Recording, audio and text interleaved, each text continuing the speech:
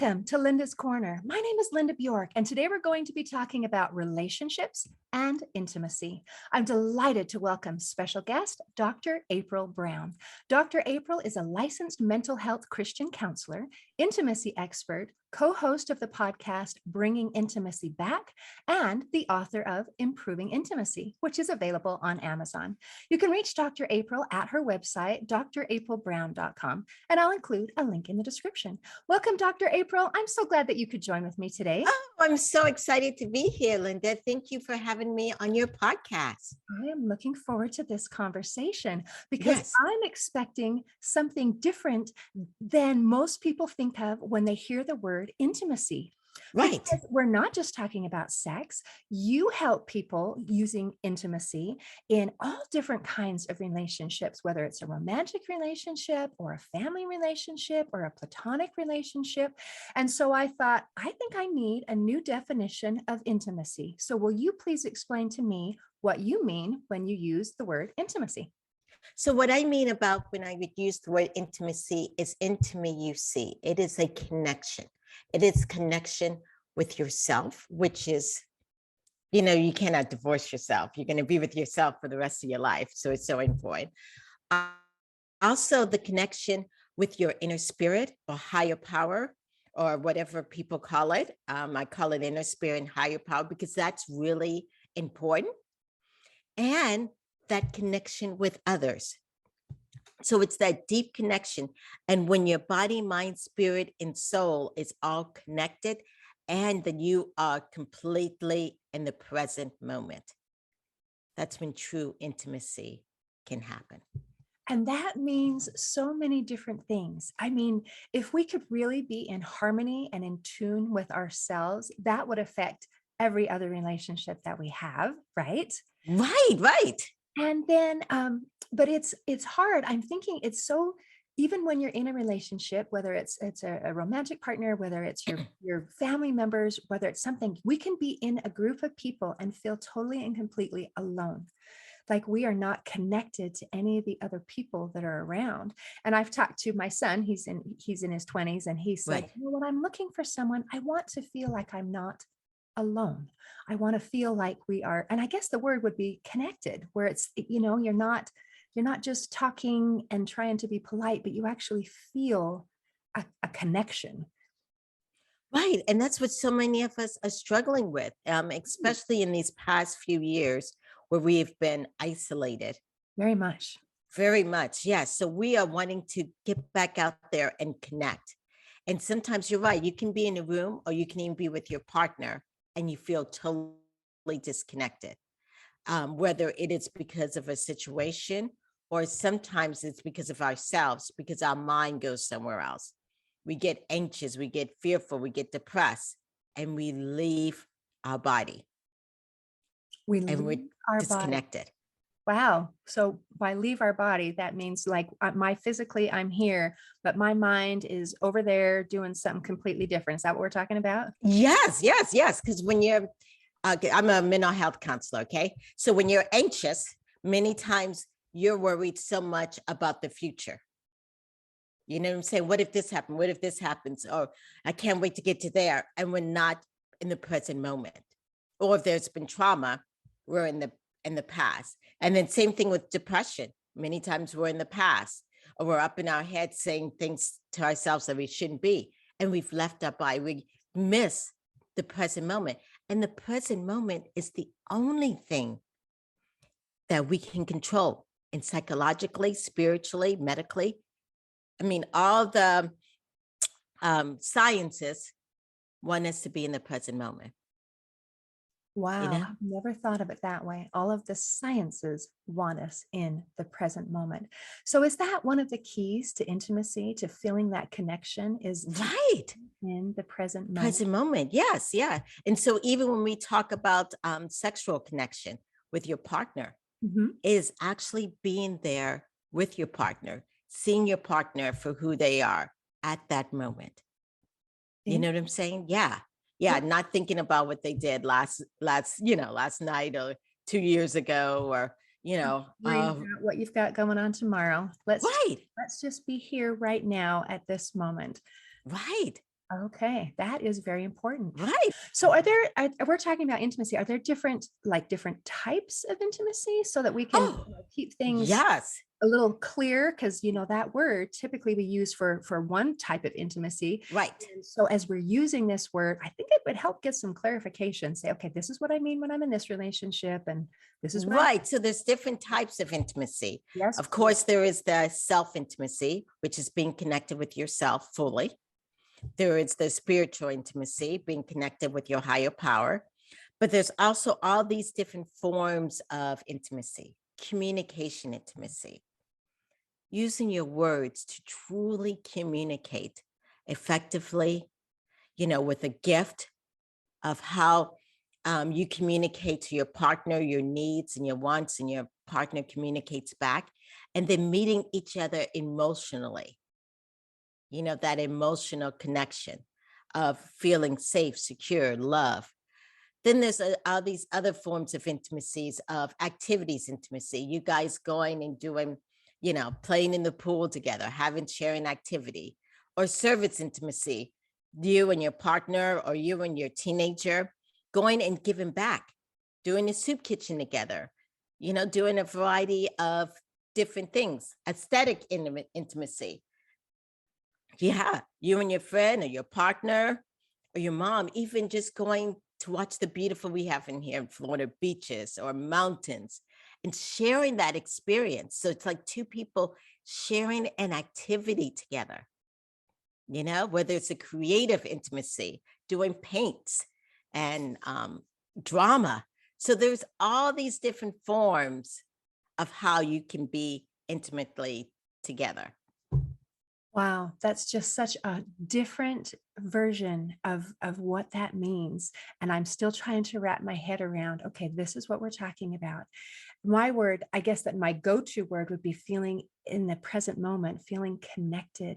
And I'm Yes, in my mind, I'm thinking of what a common scenario is where you have two people maybe in the same room, but they're both on their electronic devices, their phone or their laptop or their whatever, and they're physically in the same room, but completely and totally doing different things.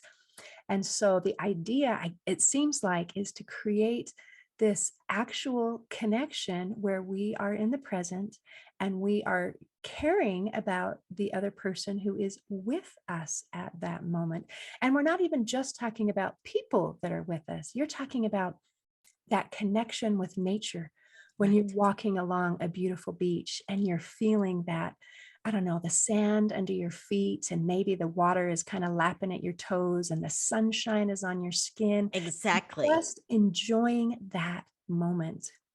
Right, exactly. Because some people, how can I put it? They don't enjoy the present moment. And what you're talking about also, that it's in with intimacy, is what we call mindfulness. Oh, that's probably the word I was looking Yes, yeah, that's the word you're for. looking Okay. for. Mindfulness means being in the present moment without judgment, being in Without the judgment. present without judgment. And I guess, a lot of people say, well, I don't judge other people, which is, true, not to judge other people, but also not to judge yourself. Hmm. You know And what I'm saying? Yeah, which is hard because some people are doing stuff and they're like, oh my gosh, am I doing this perfectly? Am I doing this correct? Yeah. And they're saying having this dialogue in their head instead of actually enjoying the meal, tasting the meal, smooth or smelling the person or hearing the waves. When you're mindful, you're using all five senses. So for those people who struggle being in the present moment, there is that technique of using your five senses to bring you back. If your mind goes somewhere else, find five things you can see, four things you can touch, three things you can hear, two things you can smell, one thing you can taste, and bring yourself back to the present moment. ooh, I liked that. Would you mind repeating it? So we've got a 5, 4, Four, 3. three. 2, Yeah. So find five things you can see in your atmosphere. okay. Yeah. Four things you can touch. Then I'm touching. Okay. Yes. Three things you can hear. Okay. Now I'm hearing. Yeah. Two things you can smell.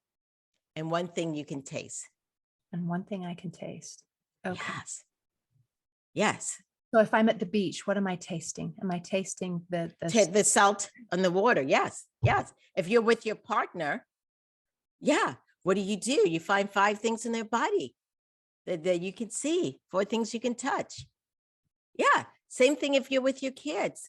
Coloring on a coloring book. Instead of you thinking, oh my gosh, you got to pay the bills, I got to, clean the refrigerator out.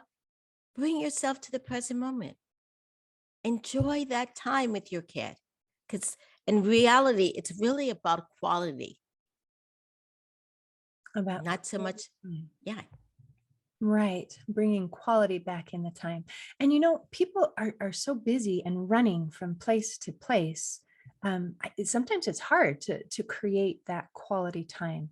So I like that 5, 4, 3, 2, 1. And then that doesn't take a lot of time to bring yourself back to the present moment. Right. Right. Because you were talking about your son, but people who have kids who are always so busy, yeah, doing 50 million things, and we think about multitasking. But what is that really teaching our children? I don't know. I think people do it and have no idea what kind of effect it has on somebody else. Right. I And think it brings a feeling of busyness, a feeling of right. stress, a feeling of there's not enough time in the day. I think it doesn't do happy things. I know that was a big deal for a while, and now the research is showing actually we're not as effective as we thought we were doing the multitasking, because our brain really can't be doing 2 things. It just goes back and forth like a little ping pong ball. Right. And you're wasting more energy, Right. and we're more overwhelmed and exhausted than ever before. Yeah. So it didn't give us the extra time that No, we it didn't. hoped it would. So that's another thing we have to unlearn a little bit and say, okay, so now let's do one thing at a time and be efficient at it. And I think being present in the moment is going to help with being there. Right. So, and do you help people who deal with trauma? I'm thinking in my mind of someone who specifically makes sure that she's so busy because she doesn't want to be in the moment, because she Hmm. doesn't want any of those traumatic memories to come back. And so Right. it's a form of distraction. I must be distracted because I don't want to deal with it. So Right. So I see that a lot in yeah. the emotional intimacy aspect. Mhm. Yeah, that people do not want to feel what's going on in their life. They want to block it out. I just don't want to feel about, the recent death or divorce or whatever the case may be. Yeah. But it's only through truly feeling that you heal. I agree with you, and that is true. But it takes, I think, some courage, It does. because you know, we don't like to do hard things if Right. we don't think we have to. And so Right. I think it's helpful to help remind people that it's better on the other side. Things can be Right. better, that it's Right. worth it. Right. Right. And it does also, I want to also be honest, it does take that you have to feel safe. So what can we do Be- to help feel more safe? Right. If you don't feel safe and you're dealing with trauma, you're going to put it off. And in some cases, you may have to, because you have to survive. Right. That's why our brains block stuff in the first place, or, distract. Right. Right. Which is then why some people's like, everything is going fine. And all of a sudden, I got all this of emotion, because your body realizes, okay, it's safe now. Let's deal with the stuff that happened in the past. And sometimes through that, you really do need to sit down and talk with a professional, because what happens is you're working or you're doing something and you get a trigger. Mhm. Trigger could be a smell, a color, anything that reminds you of your past or the trauma, because we have an unconscious mind that is humongous, and we have a conscious mind that's small. And then what people do not understand is that also the body keeps score. Uh, Your body remembers everything has happened to it. and I'm assuming that you have also read The Body Keeps a Score by Dr. Bessel, Yes, which yes, I love. I appreciate yes, so much that he has helped make these truths become more yes, mainstream. that Right. not are psychosomatic, where people used to think, oh, that just means it's all in your hand. There's nothing No. here. And now it's no, actually, there is a connection between our mind and our body, our emotions, our experiences, our traumas, and it is stored inside. So it doesn't just magically go away with time. It actually Right. be dealt with. So what kinds of things do you do to help people get it out of their, not only their mind, but their body? Right. So I teach people how to slow it down, because even in intimacy and even in sexual intimacy, sometimes someone has touched something and all of a sudden your body's frozen and your mind goes somewhere else. Mm, And then, of course, it's the disconnect. And that's happened over time. And then a couple just goes like this, mhm. why are you rejecting me? I didn't mean to reject you. I just don't know. I just don't like it. So helping people slow it down. Let's figure out what's going on. Let's try to focus on being present. What's blocking you from being present? And through therapy, through services, teaching you different techniques is what I help people or couples work through in order to be more connected. And I imagine these kind of issues are even more pronounced if someone has been a victim of a sexual trauma in their Right. youth. Right, definitely. Yes, yes, yeah, yeah. Or any kind of trauma in the body. Yes, or in the mind. I mean, the mind is one thing also, and many of us are trying to always be so perfect. I'm so afraid to fail. I'm so afraid to fail. And when we're going to this communication intimacy, when we feel like we're criticized by our partner, then we try to go into this perfect mode. I got to get better. I got to do this. Got to make sure I say this. I got to make sure. Then we're coaching ourselves and we're not truly present. And that also disconnects. Wow. And these things are so big. Are there other tools besides the 5, 4, 3, 2, 1 to help be able to, because the tendency, when you don't feel safe, you feel like you're being criticized and weighed, measured, and judged for everything that you do. It's hard to function. Right. We often even do that to ourselves. I'm Right. weighing and measuring and saying that I'm not good enough to myself all the time. So how do you Right. get those voices to shut up? So my main thing that I want anybody to remember that I say is never to say anything negative about yourself, ever.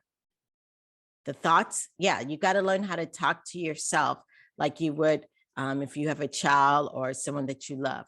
That's the way you have to talk to yourself. But then you say like, well, Dr. April, I make mistakes. So I make mistakes too, all the time. But what I say to myself is I'm a work in progress. When I know better, I do better. I do not live in guilt.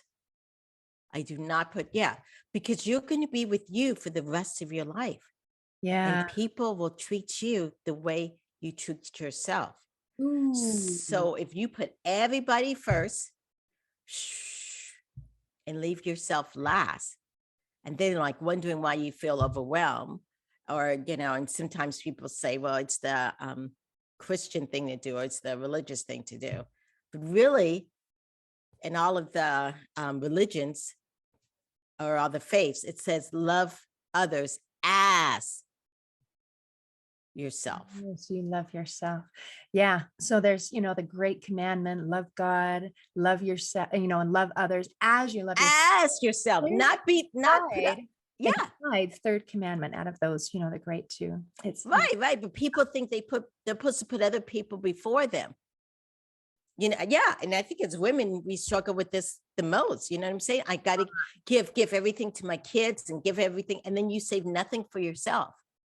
And then you kick yourself in the end of the day. And that's not good, women. Oh, it's terrible. Yeah. There's the saying that you can't pour from an empty cup. And exactly. Because it's true.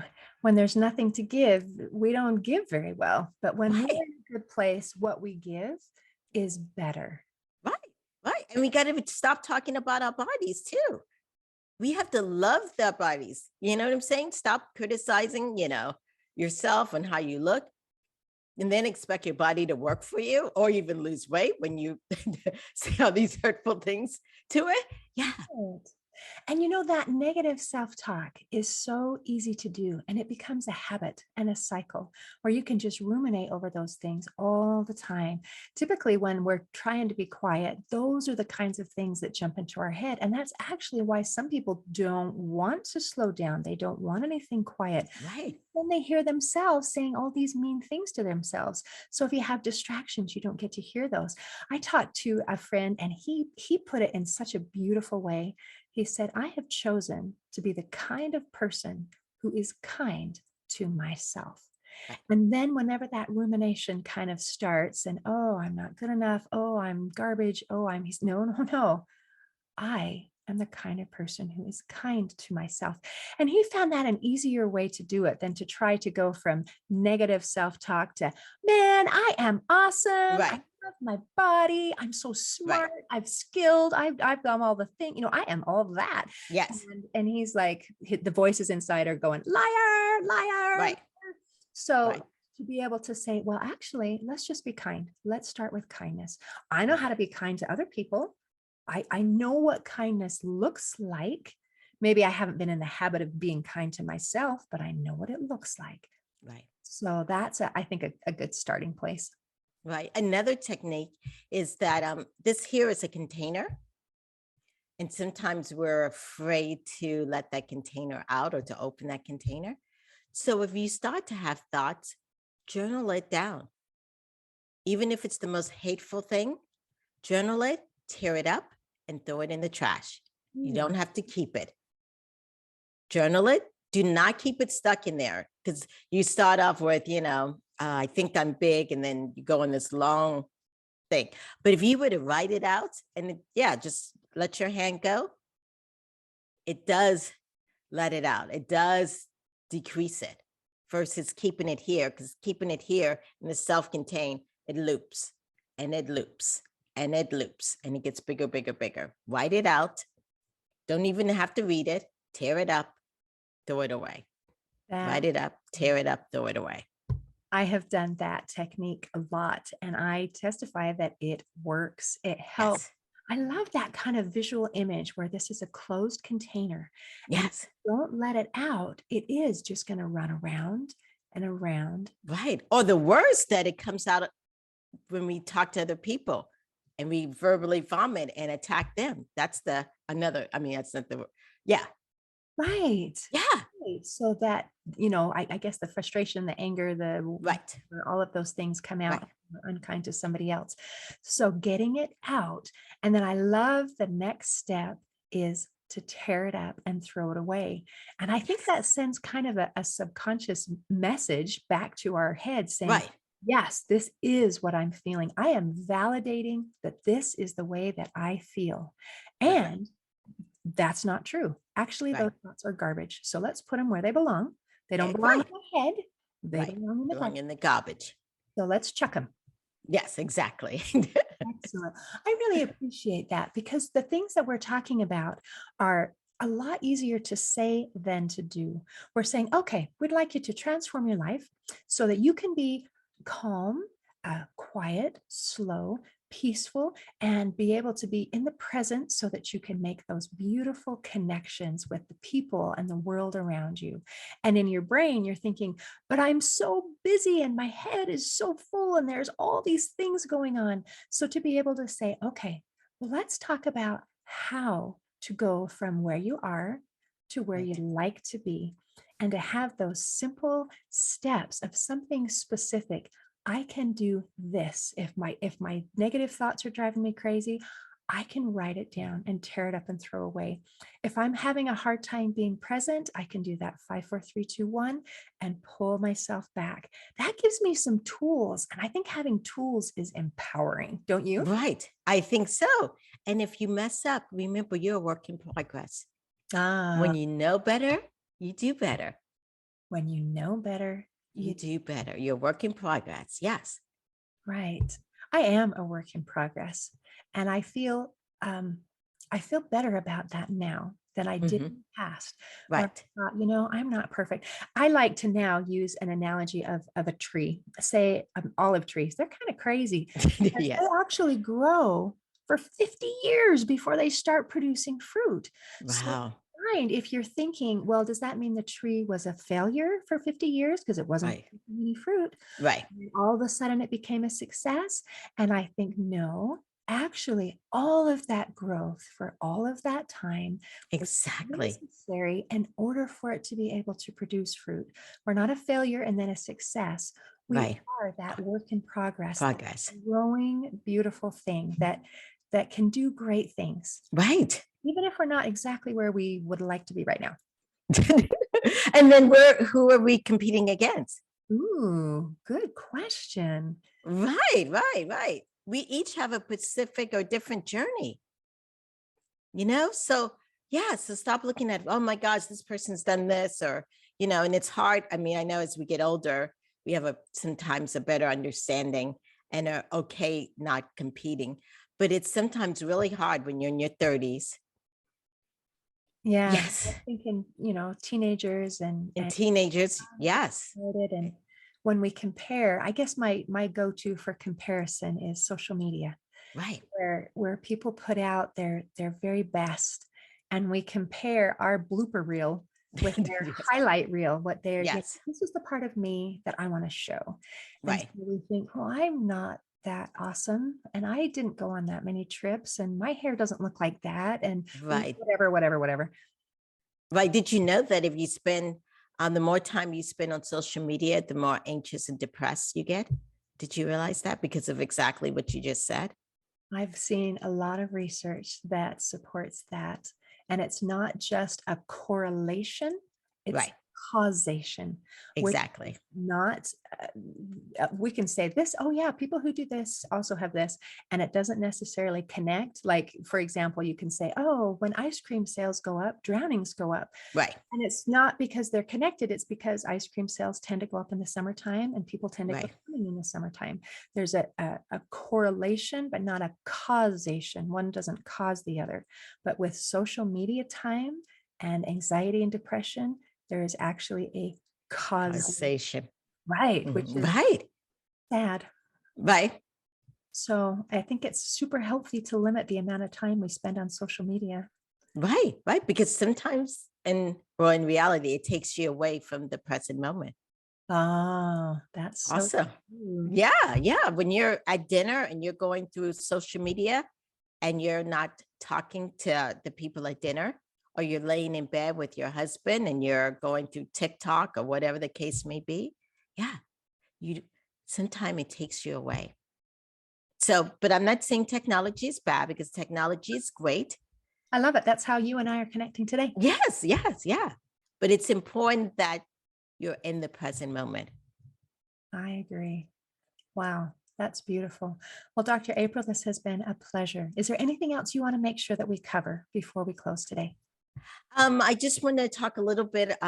Besides me, like you mentioned about writing books as an improving intimacy book, I also provide intimacy opportunities through retreats Oh, called vacation yes. counseling. Yes, yes, yes. Yes, I was going to bring that up. And then we got talking on other things and I That's forgot. Would you okay. mind explaining about that a little bit? Yes. So I bring couples or individuals, whether to Southwest Florida, Costa Rica, or Jamaica, and we focus on all the forms of intimacy, the communication, the beauty, the aesthetic, the play intimacy. Yes. And we help people truly learn how to connect with themselves, with their higher power, and with their partner. It's That's my goal. wonderful. I think in order to really get it, you have to experience it. Yes. Because here we are, we're trying to talk about things and to explain things, but it's not quite the same as experiencing something. So that's very helpful. So, how lovely that you've created an opportunity for people to experience what it should be like and what it Yes. could be like. And then you can decide, oh, that is so worth it. Yes, yes, Yes, exactly. right. That's awesome. Well, Dr. April, thank you so much for visiting with me today. Oh, thank you for having me on the show. In closing, I'd like to share a quote by Janine Roth. She said, Intimacy is not just something that happens between two people. It is a way of being alive at every moment.